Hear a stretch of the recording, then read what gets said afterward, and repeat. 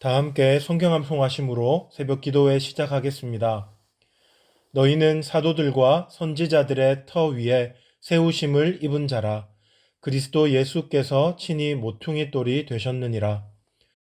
그의 안에서 건물마다 서로 연결하여 주 안에서 성전이 되어가고 너희도 성령 안에서 하나님이 거하실 처소가 되기 위하여 그리스도 예수 안에서 함께 지어져 가느니라. 아멘. 오늘 함께 은혜 받으실 말씀은 출애굽기 32장 15절로 35절 말씀입니다. 저는 31절과 32절을 봉독해 드리겠습니다. 모세가 여호와께로 다시 나아가 여짜오되 슬프도소이다. 이 백성이 자기들을 위하여 금신을 만들어 싸우니 큰 죄를 범하였나이다. 그러나 이제 그들의 죄를 사하시옵소서. 그렇지 아니하시오면 원하건대 주께서 기록하신 책에서 내 이름을 지워버려 주옵소서. 아멘. 오늘 본문은 금송아지 우상을 만들어 섬기며 하나님께 불순종한 이스라엘 백성을 모세가 어떻게 처벌하는지를 다루고 있습니다. 또한 그 이후에는 모세가 그들을 위하여 다시금 중보의 기도를 드리고 있는 모습도 등장합니다. 먼저 앞선 모세의 처벌의 모습을 우리가 살펴보면 이 처벌의 모습에는 아주 가차가 없다는 것을 우리가 발견하게 됩니다. 19절을 보시면 먼저 모세는 그들의 우상숭배 장면을 목격하고는 하나님께서 친히 손으로 써주신 그 두 돌판을 던져서 깨뜨려 버립니다. 과거에 우리가 십계라는 영화를 보았는데 그 십계라는 영화에 보면 모세가 두 돌판을 던질 때 이것이 마치 폭탄처럼 펑 터지면서 우상숭배 현장을 초토화시킵니다. 하지만 실제로는 그랬던 것은 아닙니다. 이렇게 모세가 두 돌판을 던진 것은 하나님과의 언약이 파기되었다는 것을 시각적으로 명백하게 보여주는 행위입니다. 그리고 이어서 20절에 보시면 이제 모세가 본격적으로 그들을 처벌하게 되는 장면이 나오는데요. 이는 우리가 생각할 때에 쉽게 이해할 수 없는 것입니다. 20절을 제가 한번 읽어보겠습니다. 모세가 그들이 만든 송아지를 가져다가 불살라 부수어 가루를 만들어 물에 뿌려 이스라엘 자손에게 마시게 하니라. 모세는 왜 이런 명령을 했을까요? 어떤 신학자는 이것을 민수기 5장에 나오는 시험 의례와 관련시킵니다. 거기에 보면 간음에 대해 의심받는 아내에게 쓴 물을 마시게 하여서 진실을 밝힙니다. 그것처럼 지금 이스라엘 백성에게 우상의 가루를 탄 물을 마시게 해서 누가 이 우상 숭배에 있어서 주동자인지 책임이 있는지를 가렸다고 그렇게 보는 것입니다. 이 견해에 의하면 이어지는 26절로 29절에서 레위 지파에 의해서 심판의 죽음을 당하는 3,000명이 등장하는데 이들이 바로 이 시험 의례를 통해 범인으로 드러난 자들이라고 보는 것입니다. 하지만 이렇게 보기에는 오늘 본문에는 이 시험 의례에 대한 암시가 전혀 나타나지 않는다는 문제가 있습니다. 그래서 일반적으로는 아마 이것은 모든 백성들의 우상숭배에 대한 책임을 묻고 그 범죄를 확증하는 상징적인 행위였을 것이라고 이해됩니다. 그리고 이 일 후에 모세는 신문을 통해서 주동자들이라 할 수 있는 3,000명을 색출했을 것이라고 추정합니다. 아무튼 분명한 것은 이 우상의 가루를 마시는 처벌을 통해서 이스라엘의 모든 백성들은 자신들이 범한 이 잘못이 하나님 앞에서 얼마나 크고 끔찍한 것인지를 생각했을 것입니다. 이제 마지막으로 모세는 주동자로 색출된 3,000명의 사람을 진멸하게 됩니다. 26절을 보시면 이때에 레위인들이 이 일에 헌신하게 되는데요. 26절은 레위인들이 여호와의 편에 서기를 결심했다라고 말씀합니다. 그리고 27절에 보시면 이렇게 여호와의 편에 서기로 결심한 자들은 이제 모세의 명령에 따라서 그들의 형제와 친구 그리고 이웃이었던 자들을 칼로 살육하게 됩니다. 참으로 끔찍한 모습이 아닐 수 없습니다.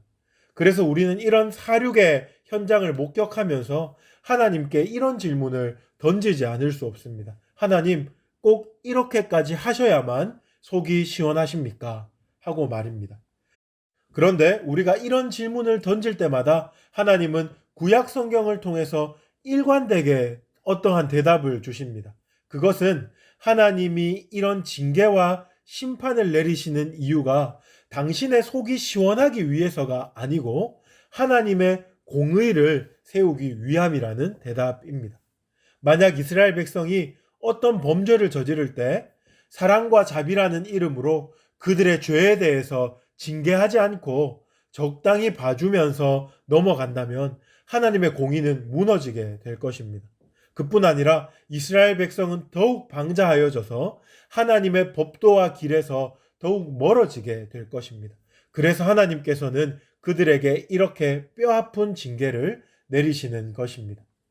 이제 이런 처벌 이후에 모세는 다시 하나님과 이스라엘 백성들 사이에 중보자로서 하나님 앞으로 나아가게 됩니다. 모세는 이제 하나님께서 이스라엘 백성에게 용서의 은혜를 베풀어 주시기를 간구하는 기도를 드립니다. 31절과 32절을 제가 한번 읽어보겠습니다. 모세가 여호와께로 다시 나아가 여짜오되 슬프도소이다. 이 백성이 자기를 위하여 금신을 만들어 싸우니 큰 죄를 범하였나이다. 그러나 이제 그들의 죄를 사하시옵소서. 그렇지 아니하시오면 원하건대 주께서 기록하신 책에서 내 이름을 지워버려 주옵소서. 여기에서 모세는 이스라엘 백성들의 죄와 자신을 분리시키기보다는 그것을 통감하면서 하나님 앞에서 이스라엘의 지도자로서 자신의 목숨을 걸고 그들의 속죄를 간구하는 모습을 우리에게 보여주고 있습니다. 그런데 이러한 모세의 기도를 통해서 우리는 회개 기도에 대해서 아주 중요한 두 가지 교훈을 얻을 수 있습니다. 첫째는 회개할 때에 우리가 저지른 죄가 하나님 앞에서 얼마나 무거운 것인지를 바로 알아야 한다는 것입니다. 하나님은 이스라엘 백성의 우상 숭배에 왜 그토록 심각하게 반응하셨습니까? 그것은 우상 숭배가 단순히 범법적인 행위이기 때문이 아니라 하나님보다 다른 것을 더 사랑하고 하나님을 만홀히 여기는 인격적인 범죄이기 때문입니다. 모세는 이것을 분명히 알고 하나님 앞에 엎드려 슬프도소이다. 우리가 큰 죄를 범하였나이다. 라고 회개한 것입니다. 그렇다면 오늘날 우리가 짓는 죄들은 어떨까요? 이웃에게 짓는 죄, 아니면 내 마음속으로 짓는 죄 등 하나님과 상관없어 보이는 죄들도 사실 모두 이런 인격적인 범죄, 곧 우상숭배의 성격을 띠고 있다는 것을 우리는 알아야 합니다. 결국 그 뿌리에는 하나님보다 자기 자신을 사랑하고 하나님보다 세상을 사랑하는 것이 있기 때문에 그렇습니다. 그러므로 우리는 우리가 짓는 모든 죄들을 하나님 앞에서 무겁게 여기고 겸손히 회개해야 할 것입니다. 그런가 하면 두 번째로 우리는 회개할 때 우리가 행하는 어떤 노력도 우리의 범죄에 대한 대가가 될 수 없다는 것을 분명히 알아야 합니다. 모세는 이미 3,000명이라는 많은 숫자의 범죄자들을 처형했습니다. 그러나 그것으로 끝나는 것이 아니고 그 처벌과는 별개로 다시 하나님 앞에 속죄의 기도를 드리고 있습니다. 여기서 우리는 하나님 앞에서 죄는 어떤 기계적인 방법으로 속함을 받는 게 아니라는 것을 분명히 알 수 있습니다. 마치 범칙금을 내는 것처럼 그렇게 죄는 속해지지 않습니다. 죄를 지은 후에 우리는 은연중에 내가 이 정도로 슬퍼했으면 됐겠지, 이 정도로 대가를 지불했으면 되었겠지 하는 생각을 할 수가 있습니다. 하지만 그런 것이 아닙니다. 그렇다면 죄 용서에 있어서 필요한 것은 무엇입니까? 그것은 다른 그 어떤 것도 아니라 하나님의 은혜입니다. 모세는 지금 하나님 앞에 납작 엎드려서 오직 하나님의 은혜만을 구하고 있는 것입니다. 하나님, 이 백성 대신에 내 이름을 하나님의 책에서 지워 주시옵소서, 이렇게 말하는 모든 것이 하나님 은혜를 구합니다, 하나님 자비를 베풀어 주시옵소서 하는 다른 표현이라고 우리가 이해하면 되겠습니다. 그리고 내일과 모레에 볼 우리 33장에서 확인하게 되겠지만, 이렇게 모세가 납작 엎드려서 하나님의 은혜만을 구했을 때 마침내 하나님은 모세의 회개의 기도를 들으시고 이스라엘 백성의 죄를 용서해 주십니다. 그러므로 주 안에서 사랑하는 여러분, 우리 또한 죄를 지었을 때 하나님 은혜에만 근거하여 회개해야 하겠습니다. 다른 것은 그 어떤 효력도 내지 못합니다. 오직 은혜밖에 없습니다. 이제 말씀을 마무리하겠습니다. 오늘은 하나님께 불순종한 이스라엘 백성들을 모세가 어떻게 처벌했는지와 또한 그 처벌 이후에 다시 이스라엘 백성들을 위하여 모세가 어떻게 기도했는지를 함께 살펴보았습니다. 이 두 가지 모습을 통해서 우리는 하나님의 공의와 은혜를 다시 한번 기억하게 됩니다. 하나님의 백성은 이 두 가지를 항상 마음에 새기고 살아야 합니다. 하나님의 의를 우리 삶의 의의 기준으로 삼고 살아야 하고, 또한 모든 일에 있어서 하나님 은혜만을 구하며 그 하나님 은혜에 기대어 살아야 합니다.